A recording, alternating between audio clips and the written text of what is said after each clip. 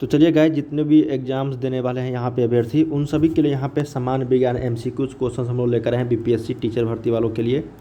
क्योंकि आप लोग को पता ही होगा कि एनसीईआरटी बेस्ड क्वेश्चंस रहेंगे, तो यहाँ पे हम लोग एनसीईआरटी से जितने भी बनते हैं सामान्य विज्ञान के प्रश्न क्लास 6 से लेकर क्लास 10 तक का, वो सारे हम लोग यहाँ पे करेंगे। ठीक है, मैंने आप लोग को इससे पहले एक वीडियो दे चुका हूँ 1 से 50 तक प्रश्न। मैंने आपको टोटल बताया कि 150 प्लस क्वेश्चन बताए जाएंगे आप लोग को। तो चलिए हम लोग आज 51 से लेकर 100 तक क्वेश्चन देखते हैं। ये सेकेंड पार्ट है, जो नहीं देखे फर्स्ट पार्ट जाके देख सकते हो। काफ़ी इंपॉर्टेंट क्वेश्चंस वहाँ पे मैंने बताए हैं जो एनसीईआरटी बेस्ड है। ठीक है, सारे के सारे एनसीईआरटी में आप लोग को मिल जाएंगे।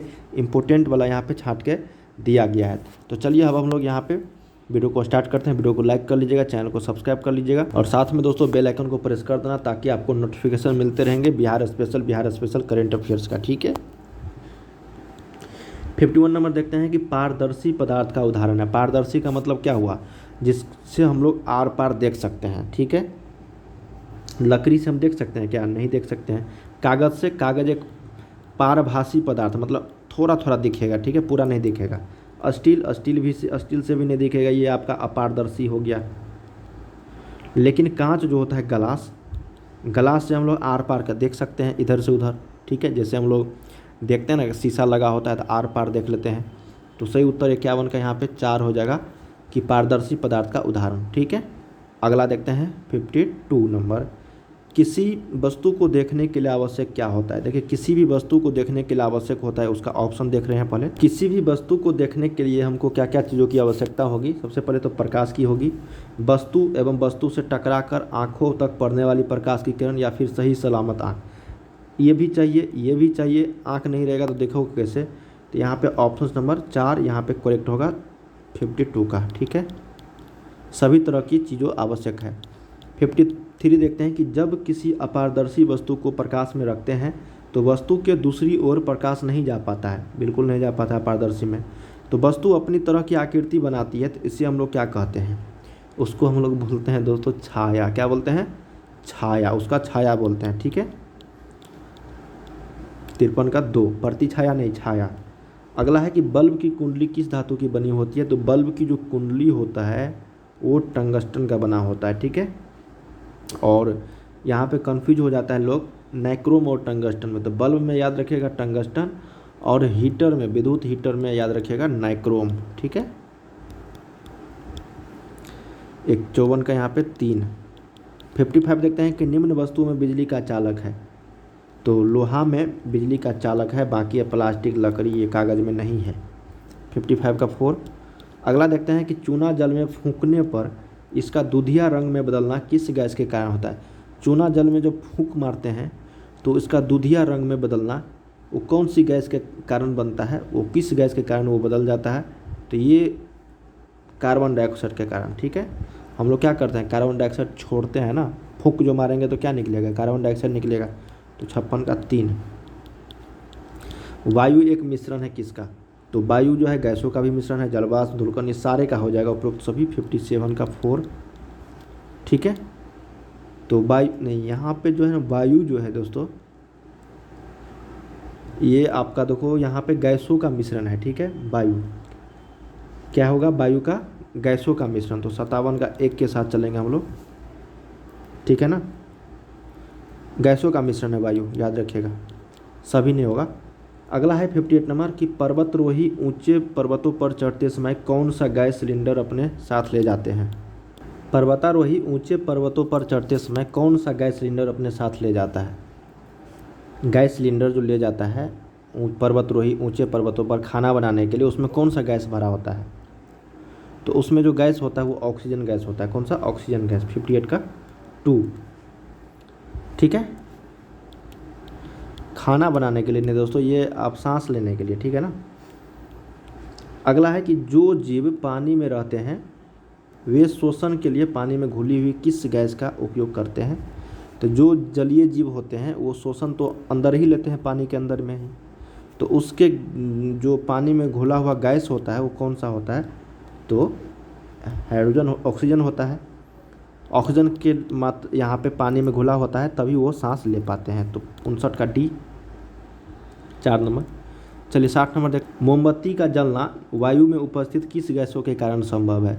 तो मोमबत्ती का जलना जो है दोस्तों, ये इसका जो कारण है वो आपका ऑक्सीजन के कारण ही कोई भी चीज़ जलता है, तो यहाँ भी ऑक्सीजन ही होगा।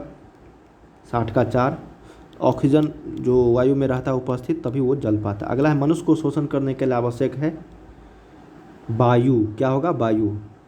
तो ऑप्शन नंबर 61 का क्या होगा 2, और वायु में सभी गैसों का मिश्रण होता है। अगला है कि मछलियाँ जल में घुली गैस किस गैस का उपयोग सांस लेने में करती है, ऑक्सीजन। 62 का 4 रिपीटेड प्रश्न है ये। एक निश्चित समय में एक वस्तु जितनी दूरी तय करता है उस वस्तु की कहलाती है। तो एक निश्चित समय में एक वस्तु जितनी दूरी तय करता है, दूरी, तो उस वस्तु की क्या कहलाता है वो, तो उस वस्तु को हम लोग उसका चाल कहेंगे। जब दूरी दे दिया, समय दे दिया, तो बचेगा क्या, चाल ही ना। प्रकाश स्रोत से पहली दर्पण पर पड़ने वाली किरण जो कहलाती है उसको हम लोग क्या बोलेंगे। देखो कोई प्रकाश स्रोत है, दर्पण है, उसमें पहला जो प्रकाश पड़ेगा उसको हम लोग आपतित किरण बोलेंगे, आपतित किरण बोलेंगे। क्या बोलेंगे, आपतित किरण। तो 64 का यहाँ पे सही उत्तर क्या हो गया 1। कचरों में फेंकी जाने वाली चीज़ों में कुछ ऐसे पदार्थ होते हैं जिनका विघटन आसानी से हो जाता है, उसको हम लोग क्या बोलेंगे, तो जैव विघटनीय पदार्थ। जो विघटित होगा आसानी से उसको हम लोग जैव विघटनीय पदार्थ बोलेंगे। 65 का 2। 66 देखते हैं कि बिना उबले अंडे का द्रव किस में बदल जाता है। देखिए बिना उबले अंडे का जो द्रव है वो बदल जाता है आपका किस में, तो ठोस में। ऑप्शन नंबर 66 का 1। अगला है कि द्रवों सजीवों का मुख्य लक्षण नहीं है। सजीवों का जो मुख्य लक्षण नहीं है वो बताना है श्वसन, वृद्धि, प्रजनन, स्थिरता। तो ये स्थिरता छोड़ के बाकी सारा चीज़ है। प्रजनन भी करते हैं सजीव, श्वसन भी करते हैं, वृद्धि भी करते हैं, स्थिरता नहीं होता है। 67 का 4। आजकल के ज़माने में दिशा का पता किसके माध्यम से किया जाता है। तो आजकल के ज़माने में, पहले ज़माने की बात नहीं हो रही है, बता रहा है यहाँ पे। तो आजकल के ज़माना में जो है वो दिक् सूचक यंत्र के द्वारा भी करते हैं, चुंबकीय दिक् सूचक, जीपीएस के माध्यम से भी। उपयुक्त तो सभी हो जाएगा। आधुनिक काल की अगर बात करेंगे तो यहाँ पे सभी हो जाएगा। ऑप्शन नंबर 68 का 4। हमें नमक जो है कहाँ से प्राप्त होता है, 69 नंबर है। तो हमें जो नमक होता है समुद्री जल से प्राप्त होता है। तो ऑप्शन नंबर 69 का 4। 70 देखते हैं कि जब मिश्रण बहुत कम मात्रा में हो तो अलग करने की कौन सी विधि बेहतर होगी। देखिए जब मिश्रण बहुत कम मात्रा में होगा, 1-2 गिलास, 1-2 लीटर, 5 लीटर होगा, तो कौन सी विधि से हम लोग उसको अलग करने के लिए सबसे अच्छा बेहतर विधि जो होगा वो आपको बताना है। वो होगा आपका क्रोमेटोग्राफी। क्या बोलते हैं, क्रोमेटोग्राफी। ऑप्शन नंबर 70 का 4 होगा। क्रोमेटोग्राफी बोलते हैं उसको। निम्न में से निम्न पदार्थों में बना होता है। निम्न पदार्थों में धातु कौन सा, धातु लोहा एक धातु है, तांबा, उपयुक्त सारे हो जाएंगे। वो मतलब सभी एक तरह का धातु है। ऊर्जा देने वाले पोषक तत्व क्या कहलाते हैं। तो ऊर्जा जो देता है वो कार्बोहाइड्रेट भी देता है, ठीक है, वसा भी देता है। तो कार्बोहाइड्रेट और वसा दोनों हो जाएगा। 72 का 3। 73 है कि निम्न में से किस जीवों की अस्थियाँ खोखली किंतु मजबूत होती है। खोखली तो होगा लेकिन मजबूत भी होगा। कौन सा ऐसा जीव है, मनुष्य है, पक्षी है, मांसाहारी है, या फिर आपका मछली है। तो उस जीव का नाम है दोस्तों आपका पक्षी। 73 का 2। अगला देखते हैं कि शरीर की अस्थियों का ढांचा कहलाता है। तो शरीर की अस्थियों का जो ढांचा कहलाता है दोस्तों, कंकाल तंत्र, पेशीय तंत्र, पाचन तंत्र, श्वसन तंत्र। तो सही उत्तर होगा कंकाल तंत्र। अस्थियों का ढांचा क्या कहलाएगा, कंकाल तंत्र। जल का रासायनिक सूत्र H2O, यहाँ पे ऑप्शन नंबर 3 में है H2O। हरी पत्तेदार सब्जी कौन सा विटामिन। तो हरी जितने भी हरे हरे पत्तेदार सब्जियाँ होती है उसमें विटामिन पाया जाता है, विटामिन ए, विटामिन ए।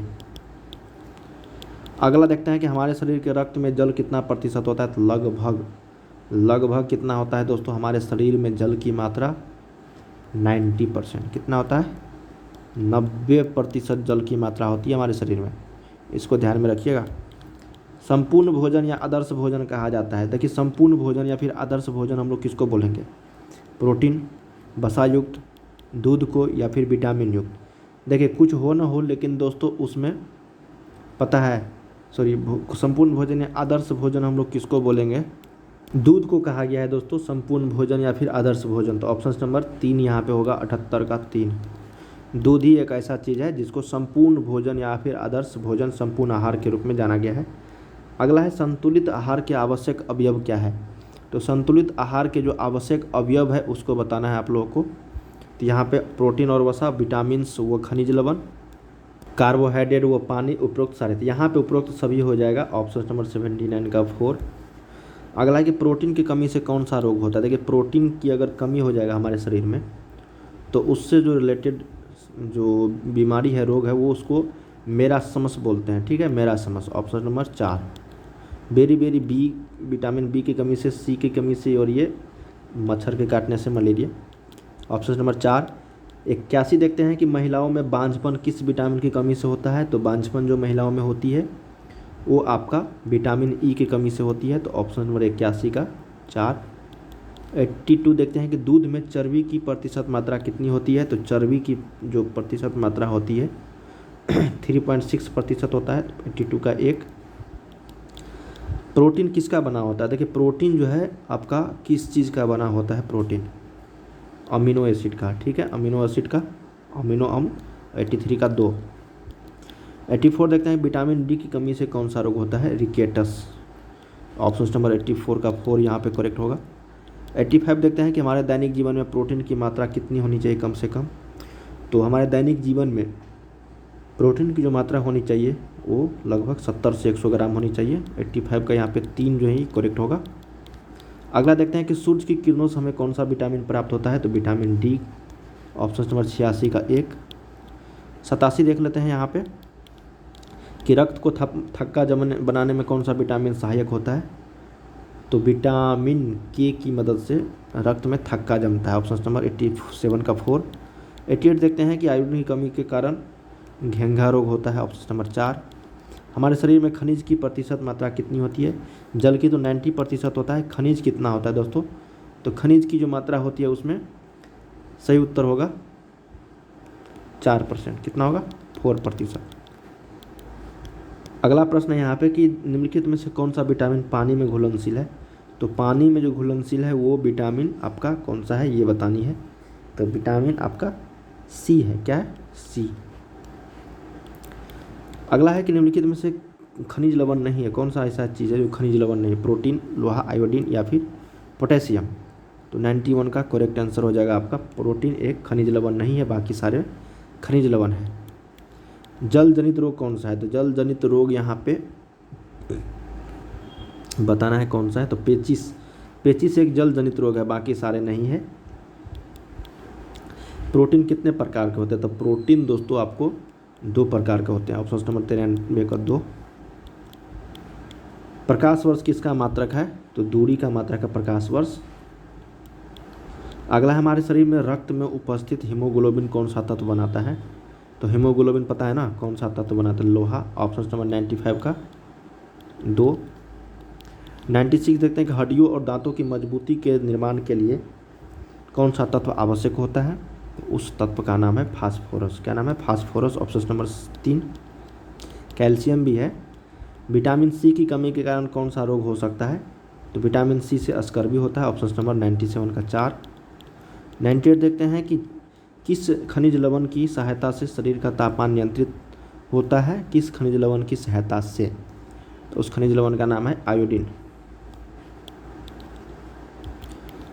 99 है कि कौन सा खनिज लवण हड्डियों और मांसपेशियों में लचीलापन में सहायक होता है? तो देखिए हड्डियों और मांसपेशियों के लचीलापन लाने में सहायक जो होता है उस खनिज लवण का नाम है दोस्तों मैग्नीशियम। क्या नाम है? मैग्नीशियम। अगला देख लेते हैं कि निम्नलिखित में से कौन सा जल सबसे शुद्ध है? तो सबसे शुद्ध जो है वर्षा का जल माना जाता है। तो 100 का यहाँ पे ऑप्शन नंबर 3।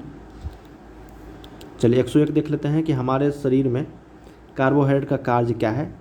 तो हमारे शरीर में जो कार्बोहाइड्रेट का कार्य है ऊर्जा प्राप्त करना, ऊर्जा प्रदान करना, मांसपेशियों को मजबूत करना, या फिर प्रोटीन और वसा की बचत करना उपरोक्त सारे। तो यहाँ पे क्या हो जाएगा, उपरोक्त सभी हो जाएंगे। तो 101 का यहाँ पे 4। तो हम लोगों ने यहाँ पे 51 से लेकर 101 तक क्वेश्चन देखे हैं। उम्मीद करते हैं इस वीडियो के माध्यम से जितने भी क्वेश्चंस मैंने आप लोग को बताए हैं दोस्तों, वो सारे के सारे आप लोग यहाँ पे याद कर लिए होंगे। इसके आगे एक क्वेश्चन हम लोग जल्द ही अगले वीडियो में कवर करेंगे, जिसमें आप लोग को 101 से लेकर जितने भी अगले प्रश्न हैं वो आप लोग को बता दिया जाएगा। तो चलिए हम लोग यहीं पे एंड करते हैं वीडियो को लाइक कर लीजिए, चैनल को सब्सक्राइब करके बेल आइकन को प्रेस कर देना। मिलते हैं अगले वीडियो में, तब तक के लिए आप लोग तैयारी करते रहिए। बाय बाय सभी को।